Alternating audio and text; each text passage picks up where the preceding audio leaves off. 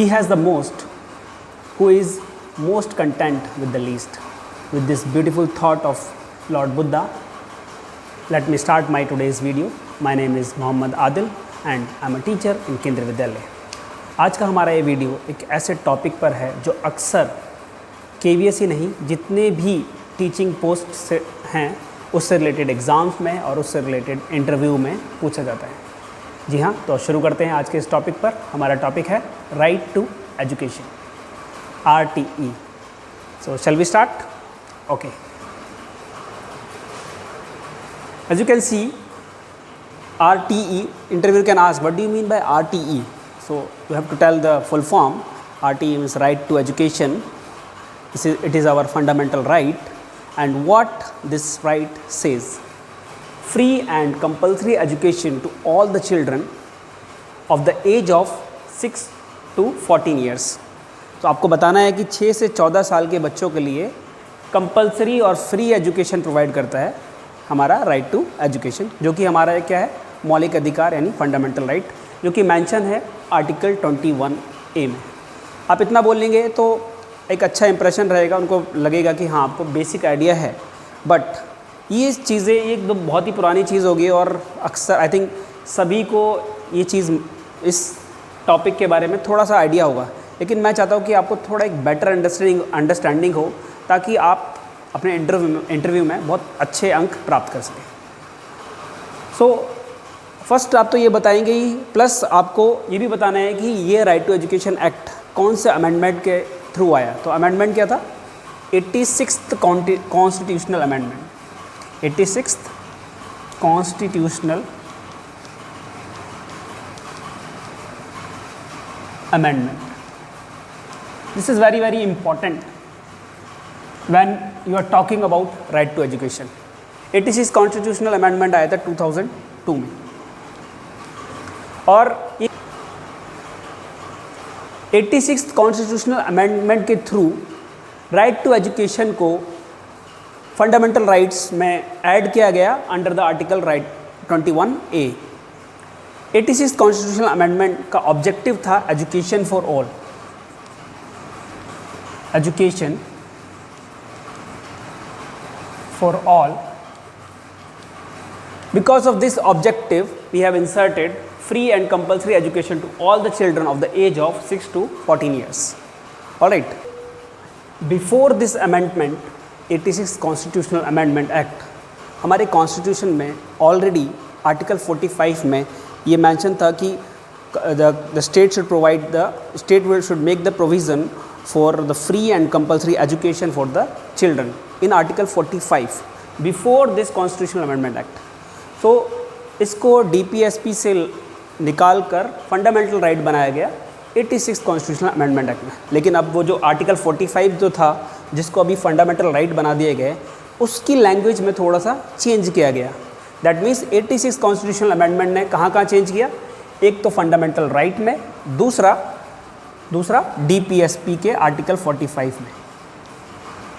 Article 45 में. और वो क्या चेंजेस किया? वो चेंजेस ये है कि अब स्टेट का काम है, state should endeavour to provide ECCE, that means early child care and education. Early child care and education for all who are between the age of until they complete the age of 6 years. That means yes till 6 years.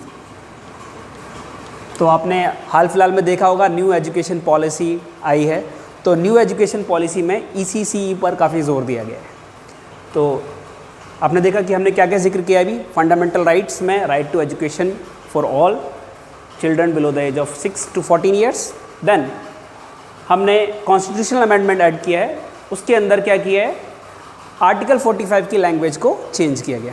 अच्छा, दूसरा 86 constitutional amendment का जो effect था वो सिर्फ DPSP तक सीमित नहीं था. इस 86 कॉन्स्टिट्यूशनल अमेंडमेंट ने हमारी एक फंडामेंटल ड्यूटी को भी ऐड किया है, फंडामेंटल ड्यूटीज़ में भी चेंज किए, और वो कौन सा आर्टिकल है? Article 51A। Article 51A। और आर्टिकल 51A क्या कहता है? आर्टिकल 51A कहता है it shall be the duty of every citizen of India to provide opportunity for education to his child or ward between the age of 6 to 14। That means Bharat के हर प्रत्येक नागरिक को अपने बच्चों के लिए 6 से 14 तक के बच्चों को स्कूल में भेजना है और उनको एजुकेशन और वो अपॉर्चुनिटी देनी है ताकि वो स्कूल जा सकें और एलिमेंट्री एजुकेशन को प्राप्त कर सकें। इस चीज़ को फंडामेंटल ड्यूटीज़ में भी डाला गया है।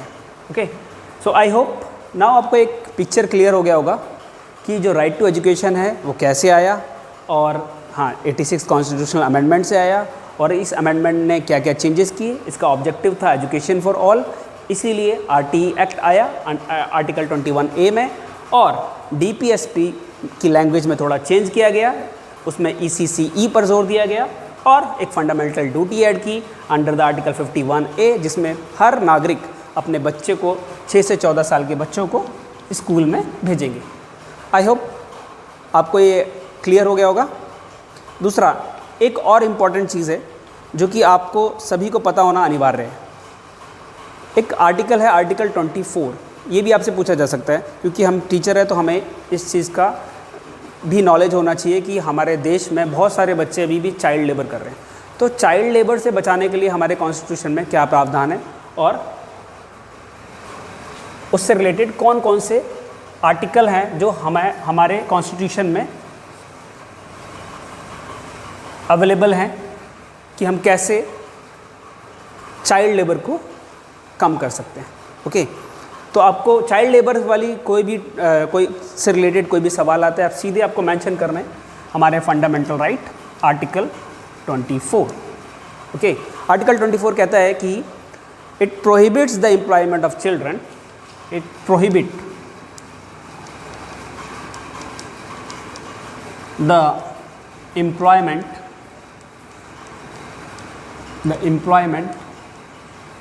of children below the age of 14, below the age of 14 in any factory,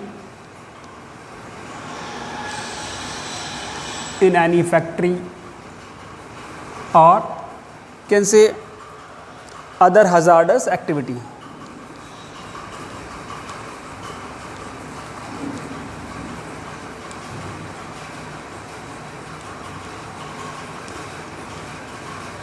तो ये जो फंडामेंटल राइट है ये हमारे बच्चों को प्रोटेक्ट करता है कि चाइल्ड लेबर ना हो। उनका फंडामेंटल राइट है कि कोई भी बच्चा, कोई भी इंसान 14 साल से कम उम्र के बच्चे को अपने यहाँ काम पर, अपने यहाँ फैक्ट्री में नहीं लगाएगा। हज़ार्डस एक्टिविटी जैसे कि वो माइनिंग वर्क या कुछ कंस्ट्रक्शन वर्क कर रहे हैं जहाँ पर जान जाने का खतरा है, तो ऐसी जगहों पर छोटे बच्चों का एम्प्लॉयमेंट नहीं होगा जो कि 14 साल से कम उम्र के होंगे। तो ये आर्टिकल हमारा जो चाइल्ड लेबर है उसको ख़त्म करने के लिए एक अच्छा एक हथियार है। ओके, जिसको आप अपने इंटरव्यू में ईजिली यूज़ कर सकते हैं। दूसरा 1996 में सुप्रीम कोर्ट का एक ऑर्डर था जिसमें सुप्रीम कोर्ट ने कहा कि child labour rehabilitation fund create किया जाएगा। क्या क्रिएट किया जाएगा? Child labour rehabilitation fund. और जो भी फैक्ट्री ऑनर किसी बच्चे को एम्प्लॉय करता है जो कि 14 साल से कम उम्र के हैं, तो उसको पर बच्चे के लिए 20,000 रुपये फ़ाइन पे करना पड़ेगा। तो ये भी आपको पता होना चाहिए कि 20,000 का फ़ाइन है, ₹20,000 फ़ाइन, और वो amount child labour rehabilitation welfare fund में जमा करना होगा।